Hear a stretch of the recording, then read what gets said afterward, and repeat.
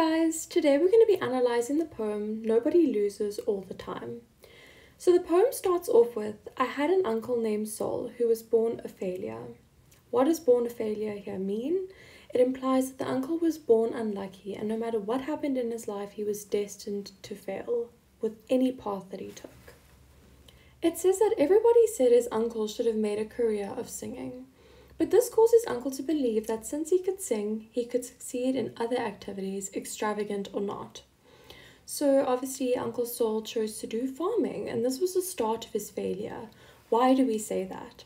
We say that because he was good at singing. This is a very extravagant, fancy career choice if he chose to pursue that. It would lead him to a very lush life. Meanwhile, he chose to do farming, which is more of a necessity than an extravagant activity. And this was the start of his failure because he didn't choose something that he could have been good at or that people said he was good at. He chose something completely different. But since he was born a failure, of course he was going to choose this route, a route that would lead him to fail eventually.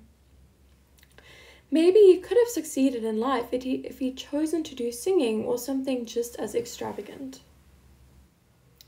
So it says, and be it needlessly added in the poem. So basically that means needless to say. It implies that we can already assume that Uncle Sol was going to fail, even though it has not yet been mentioned in the poem. And why is this the case? This is the case because he was born a failure, as was said earlier, and he did not choose an extravagant activity to pursue. Now this next stanza lists the failures of Uncle Sol, emphasizing how every farming activity that he tried to do, he failed at. When he tries to grow a vegetable farm, the chickens ate the vegetables. So then he pursued a chicken farm, but the skunks ate the chickens. And when he decided to pursue a skunk farm, it says the skunks caught the cold. So here, it probably doesn't actually mean that the skunks caught the cold. Why do we think this? It's because catching the cold is extremely common. Like, we've all caught the cold in our lives. So have our grandparents, so have immunocompromised people. It never really leads to death. So this means that something else led to their death. And we can assume that it was not the cold that killed the skunks, but rather Uncle Sol's negligence or his bad luck that prevented him from being successful at any sort of farming. Then we see it says Uncle Sol imitated the skunks in a subtle manner. What does this mean? We'll see in the next slide, it explains exactly what happened, but basically Uncle Sol committed suicide by drowning himself in a water tank. So how did he imitate the skunks? The skunks died, so he died too, and skunks obviously smell, so this can be compared to Uncle Sol's decomposing body. In these next two stanzas, we can see that the speaker seems to be rejoicing for Uncle Sol's death. He speaks very fondly of the funeral. And here we can see one aspect of Uncle Sol's life where he may have succeeded. This is obviously quite sad because it's only in his death that we witness his luck and something that he has succeeded in. If we had to look into this, it would be that he had a caring family that loved him and lots of friends and family at his funeral who were very sad to see him go. So this is obviously a success because it means that he was loved and he will be missed. Now we need to pay very special attention to the words used to describe Uncle Sol's funeral. In the last two lines of that stanza, we can see it says, not to mention splendiferous funeral with tall boys in black gloves and flowers and everything.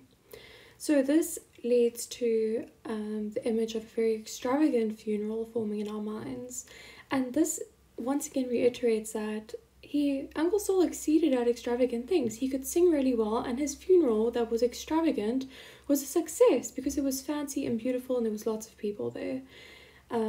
So that just reiterates the point that we mentioned in the beginning, which is that, yeah, he was supposed to exceed at extravagant things only, and he completely took the wrong career path when he chose to do farming, which was a necessity. So the success of the funeral at the end of his life that was very extravagant emphasizes this fact. If we read the last couple lines of the poem, it says, and down went my Uncle Sol and started a worm farm. So this is quite effective because obviously Uncle Sol has been trying his entire life to grow a successful farm, but only in his death did that happen. Obviously, when he died, he was lowered into the ground at his funeral and he fed the worms, and that farm was successful. So it's quite sad that that was the only farm that he could sustain. I'm not sure if there's supposed to be a moral to the story, but if you really are looking for one, it could be that you should always persevere and be confident in yourself, because you can never lose at everything. In my opinion, the tone of the poem is informal, conversational, and intimate. This is due to the lack of punctuation and grammar, as well as the sentences flowing from one line to the next, so this is enjambment, and not ending anywhere specific, which blurs the boundaries between the words.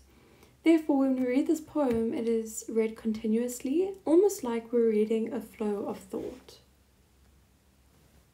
The enjambment is very effective here because it emphasizes the length of time that Uncle Sol kept on failing throughout his life, which reinforces the main theme here.